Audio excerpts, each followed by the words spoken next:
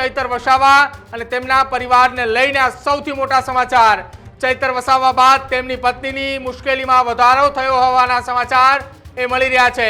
ચૈતર વસાવાના પત્ની શકુંતલા વસાવાની મુશ્કેલીમાં વધારો થયો છે।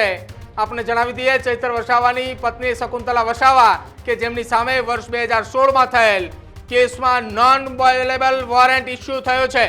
2016 થી અત્યાર સુધીમાં 40 જેટલા સમન્સ મોકલવામાં આવ્યા હોવાના સમાચાર મળી રહ્યા છે। જો કે એક પણ સમન્સની અંદર તેઓ હાજર ન રહ્યા હોવાની વાત સામે આવી છે। રૂપિયા 4 લાખથી વધુની છેતરપિંડી કરી હોવાની ફરિયાદ એ અમદાવાદ કોર્ટની અંદર દાખલ કરવામાં આવી હતી। એક પણ વખત શકુંતલા વસાવાએ કોર્ટમાં હાજર ન રહ્યા હોવાના સમાચાર। જો કે ફરિયાદીની કંપની જે છે તે આ કેસની અંદર ખેતી વિષયક દવાઓ વેચવાનો ધંધો કરે છે અને આ એ યહા મોગી એગ્રો સેન્ટર નામની કંપની એ શકુંતલા વસાવાના નામે હોવાની વાત સામે આવી રહી છે। 2016 થી આ એ કેસની અંદર એક આખી ઘટનામાં અત્યાર સુધી એક પણ વખત હાજર ન રહ્યા હોવાની વાત સામે આવી રહી છે। ફરિયાદીએ યહા મોગી એગ્રો કંપની પર ફરિયાદ નોંધાવી છે। જો કે એ કંપની એ ચૈતર વસાવાના પત્ની શકુંતલા વસાવાના નામે છે। આ વિવાદ પણ એ કેસની ડિટેલની અંદર સામે આવ્યું છે।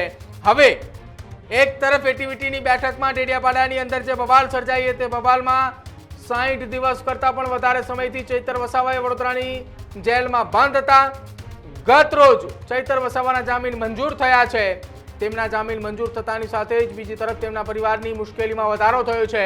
ચૈતર વસાવાના એક તરફ જામીન મંજૂર થાય છે, બીજી તરફ તેમના પત્ની શકુંતલા વસાવાની સામે નોન બેલેબલ વોરંટ ઇસ્યુ થયા હોવાની માહિતી મળી રહી છે। જે એ કંપની એ અમદાવાદની એક કંપની કે જે ખેતી વિષયક દવાઓ બનાવી રહી છે એ કંપનીના 4 લાખ રૂપિયા કરતાં પણ વધારાનું બિલ હોવાની વાત સામે આવી હતી। જેમાં વર્ષ 2016ની અંદર 4 લાખ કરતાં પણ વધુની માતબર રકમનો એક ચેક આપવામાં આવ્યો હતો। એ ચેક બેંકની અંદર ડિપોઝિટ કરતા એ ચેક બાઉન્સ ગયા હોવાના સમાચાર। જો કે દરમિયાન વર્ષ 2016 થી સતત એ કેસ ચાલી રહ્યો છે। અત્યાર સુધીમાં એ કેસ અંતર્ગત અમદાવાદ કોર્ટમાંથી એ કુલ 40 જેટલા સમન્સ મોકલાવવામાં આવ્યા હોવાની વાત સામે આવી રહી છે। જો કે એક પણ વખત એ હાજર નહોતા રહ્યા।